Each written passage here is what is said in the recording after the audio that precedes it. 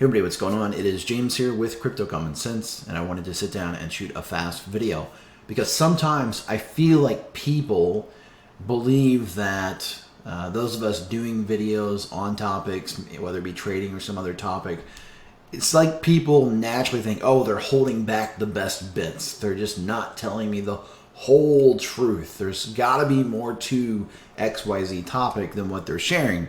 And most of the time, in my experience, people just overcomplicate things. I used to tell people about my career as a professional poker player, and people would often ask, well, didn't that take a long time to learn, and this and this and this? And they were always shocked to find out that from the first time I ever played No Limit Hold'em to the time I became a quote-unquote professional poker player was literally less than 30 days. Right? There just wasn't that much to the game. It was a very simple game, and it really wasn't that complicated. People just overcomplicated it. The same is true with trading. So as an example, this is a private conversation with a friend of mine that I've known now for probably close to 10 years. And he pinged me on Facebook a few days ago, and he asked me if I could take a look at a chart for him, which I'm always happy to do for my friends. And I said, yeah, sure, let me take a look. So first thing I said was there's not enough history to do much with it, but, here's what I'm seeing at the moment.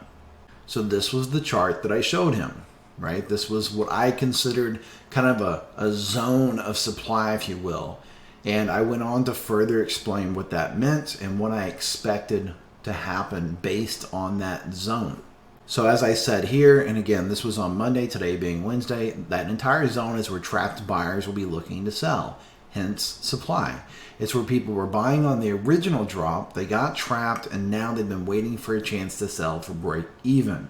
And I went on to explain they got trapped because people don't use stops. They wrote it down 68%. People are funny. They base their investment on emotions instead of value. Where 10 cents may have sounded like a deal to them when it was falling from 20 cents, it sounds like a place to get out when it's rising from 8 cents. Sorry, 14 cents, not 10. That's all any of this is. It's figuring out which side got caught with their hand in the cookie jar and playing the market's reaction to that. There was a buy zone in that, but it was down at 9 cents, not 14 cents. Then I posted a new chart kind of giving a little bit better zones, right? I took a closer look at it, said, look, this is what I would consider a demand zone down here. This up here is what I would consider a supply zone. You can see it's slightly different from the original image I sent him. I said demand is where you want to look for buys, supply is where people look for shorts, just like any market. When demand outweighs supply, price goes up. When supply outweighs demand, it drops. Once you get a good handle on that, trading becomes easy. So let's take a look at Koval and see where it's at today. Well, here is that supply zone, okay? Remember this? You can see it right here at the bottom of the zone, right around 15.5 cents maybe. So haven't changed that. It's exactly where it was, okay? Right around 15.4 cents. And where has price moved to? Well, it chopped around at that level a bit, and now it's pulling back. So from the top back there, it dropped about 28%. And from right at the bottom of that supply zone, it dropped about 23, almost 24%. That's trading. Once you identify a zone of supply and a zone of demand, your job as a trader is to figure out which side has more momentum, which side is quote-unquote winning the battle, and then jump in with that side. So in a case like this, the first time you're testing a zone of supply, more often than not, it will fail. It will pull back. It doesn't mean that this won't ever be broken. It's just that oftentimes, if it's going to go up, it does something like this, pulls back a bit, and then attacks it, okay? And of course, it's always possible that it just does something like this and then, goes even lower. We don't really care as traders what happens far out into the future, but think about this. If I know that this is a zone of supply, can I not look for short positions through here? Zoom into a tighter time frame, for example, 5 or 15-minute chart, and start looking for shorts. For example, this is a 5-minute chart. The first time it slammed into that zone, look what it did, right? Big time rejection off of it. Big red wick next to this big green wick. Maybe I could have looked for a short position here. Now, would that have worked out? It actually would have worked out, right? Stop loss would have been about 6.4%. This got very close to taking it out, but it didn't. If I pull this down for 2 to 1, quick scalp would look like this, and that trade would have taken,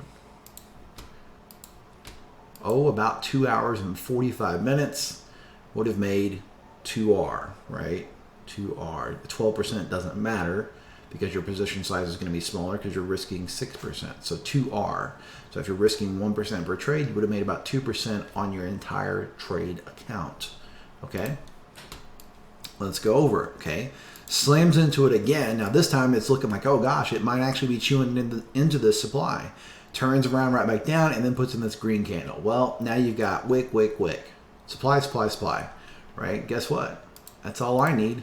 I don't need more information than that.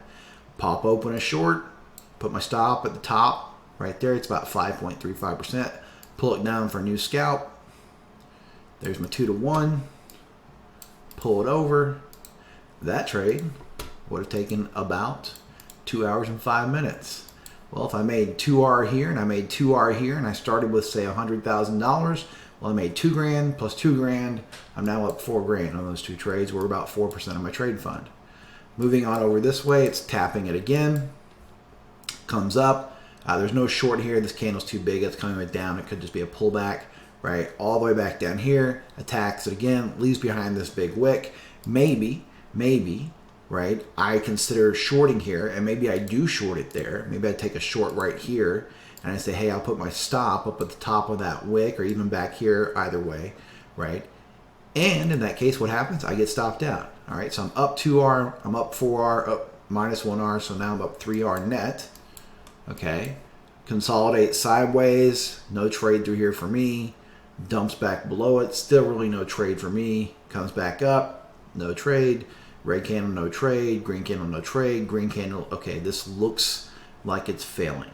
So this is where I would take my next stab based off of that 5-minute chart.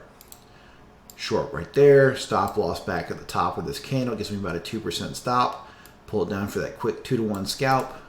That trade plays out in about 20 minutes, boom. So now I'm up 2R, 4R, I lose 1R, so I'm up 3R, I make 2R, I'm up 5R. Now, would I take all these trades? Probably not. Let's see, this one will be about noon my time, this one will be about 8 o'clock, I probably wouldn't get this one.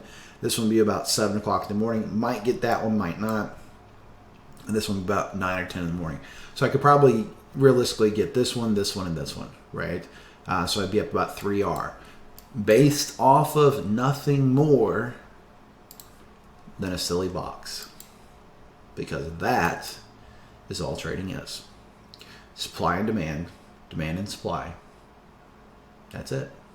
All the rest of the fancy stuff that people want to charge you an arm and a leg for, it's just shiny objects. You don't need it. All right? You do not need fancy stuff. If you can't figure this part out, all that other stuff is not going to help you. It's just going to make it even worse. You're going to have even more to look at, even more to try to figure out. Figure out the simple stuff first and then worry about getting advanced. All right, so again, the point of this video is, number one, to show you how easy this stuff really can be. And second, to show you that the information I share privately with friends is the same information that I share publicly, because it's the information that I use. It's the way that I trade, right? That is how I make a living doing this. So if you enjoyed this video, do me a favor, hit that thumbs up button. Make sure to subscribe to the channel. And if you haven't already, check the description. There's a link there where you can join Patreon for just $7 a month. That gives you access to more frequent updates and also additional members-only trade tutorials. As always, please remember, I am some guy sitting in a spare bedroom, which means that nothing in the video is financial advice. You should always go out and do your own due diligence and seek out professional financial advice from a licensed financial advisor before making any type of investment in cryptocurrency, the stock market, precious metals, or Forex. This is James with Crypto Common Sense, reminding you to please trade safe.